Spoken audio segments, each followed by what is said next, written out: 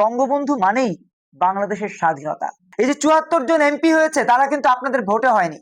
জামাত ইসলাম তো সংসদে গিয়েছে এনসিপির কাঁধের উপরে ভর দিয়ে, জুলাই আন্দোলনের কাঁধের উপরে ভর দিয়ে, এবং শিক্ষার্থীদের আন্দোলনের নামে, কোটা বৈষম্য দূর করবার নামে মানুষের সাথে প্রতারণা করে তারা মূলত এই সংসদে যাবার প্রক্রিয়াটা তৈরি করেছে।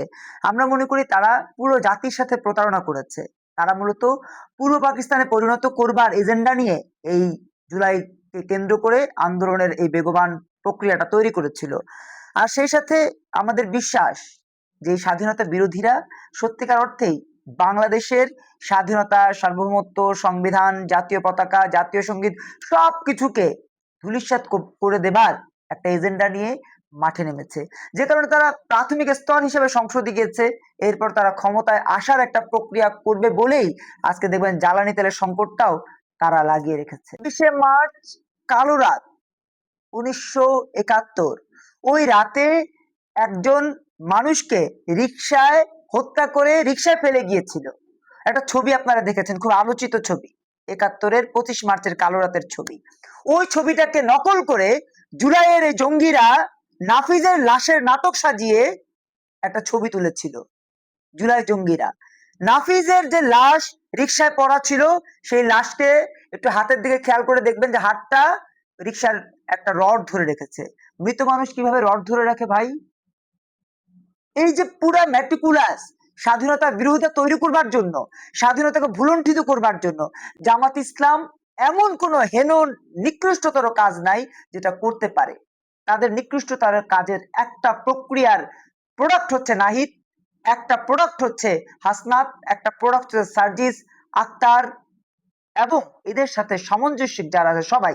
আপনারা দেখবেন যে আবু তাহের, আব্দুল্লাহ মোহাম্মদ তাহের, যিনি কুমিল্লা থেকে এমপি হয়েছেন, তিনি জেলখানায় শান্তনু ভাইকে বলেছিলেন, যে এই টকশোতে যিনি কথা বলেন, তাকে বলেছিলেন নাহিদ কিন্তু আমাদের ছেলে।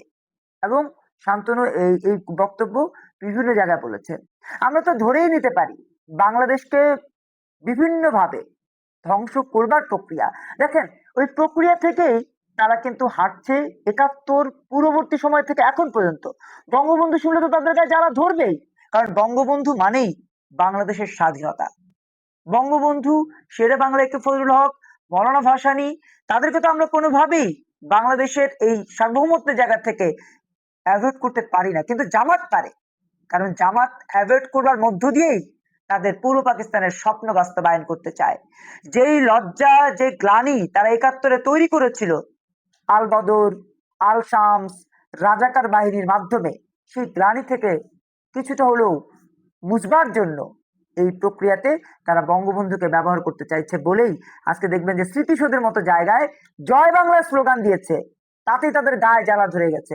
এখন আমার প্রশ্ন হচ্ছে যে বাংলাদেশের শাসন ক্ষমতা তো জামাত ইসলামের হাতে না, বাংলাদেশের শাসন ক্ষমতা তো স্বাধীনতার ঘোষক জিয়াউর রহমানের সন্তান তারেক রহমানের হাতে। তাহলে তিনি কেন জয় বাংলা এই জয় বাংলা স্লোগানের বিরুদ্ধে চারণ করছেন? তিনি কেন মিষ্টি সুভাষ বা ওই ৩ বাচ্চা সহ যিনি মাকে গ্রেপ্তার করেছে এই গ্রেপ্তারের ব্যাপারে কথা বলছেন না? তাহলে কি বুঝে নেব তিনিও বায়াস্ট হয়ে গেছেন স্বাধীনতা বিরোধীদের দ্বারা? ঠিক তথ্য প্রধানমন্ত্রীর কাছে ছিল না, যতটুকু ছিল সেই আলোকে তিনি এতটুকু বলতে পেরেছিলেন। যদি পুরোপুরি তথ্য থাকতো তাহলে তিনি ঝেঁটিয়ে বিদায় করতেন, চিরুনি অভিযান চালাতেন প্রতিটা জায়গায়। ছাত্রলীগেও, আওয়ামী লীগেও, যুবলীগেও তিনি যদি চিরুনি অভিযান চালাতে পারতেন তাহলে তাকে আজকে এই পতনের মুখোমুখি হতে হতো না। সেই সাথে আমরা মনে করি সাধারণ মানুষদের কাছে অনুরোধ জানাবো, দয়া করে এই বিবেচনাটা রাখবেন যে কারা রাজাকার এই স্লোগানকে ধারণ করে বৈষম্য বিরোধী আন্দোলনের নামে আপনাদের সাথে প্রতারণা করেছে। যারা প্রতারণা করেছে তাদেরকে চিহ্নিত করুন। এই যে ৭৪ জন এমপি হয়েছে তারা কিন্তু আপনাদের ভোটে হয়নি, তারা হয়েছে ম্যাটিকুলাস ডিজাইনের অংশ হিসেবে। তার প্রমাণ ডিসি ইকবাল কুষ্টিয়ায় ৩টা আসনে ম্যাটিকুলাস ডিজাইন বাস্তবায়ন করেছে।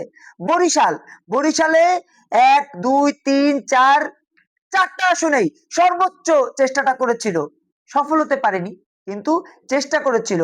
ইভেন আপনার বরগুনায় বলেন, বরগুনায় ইসলামী শাসনতন্ত্র আন্দোলনের যে লোকটা হয়েছে ওখানে ডিসি ম্যাটিকুলাস হয়েছে শুধুমাত্র বেহেস্তের জন্য। বেহেস্তে যাওয়ার লক্ষ্য থেকে, বেহেস্তে যাওয়ার চাহিদা থেকে ম্যাটিকুলাস ডিজাইন করেছিল। শেখ হাসিনা যা বলেছেন তিনি সেটা বাস্তবায়ন করতে পারেননি, কিন্তু এখন আমাদেরকে বাস্তবায়ন করতে হবে, যারা মুক্তিযুদ্ধকে ধারণ করি, যারা বাংলাদেশকে লালন করি, তাদের এখন এটা বাস্তবায়ন করতে হবে। আসুন আমরা সবাই এই রাজাকারদেরকে প্রতিহত করবার জন্য মার্চ ফর গাজা নয়, মার্চ ফর ইরান নয়, মার্চ ফর পার্লামেন্ট করি, এবং এতে করে আমরা আমাদের দেশকে আবারও মুক্ত করতে পারবো তাদের হাত থেকে, যারা আমার বাংলাদেশটাই চায়।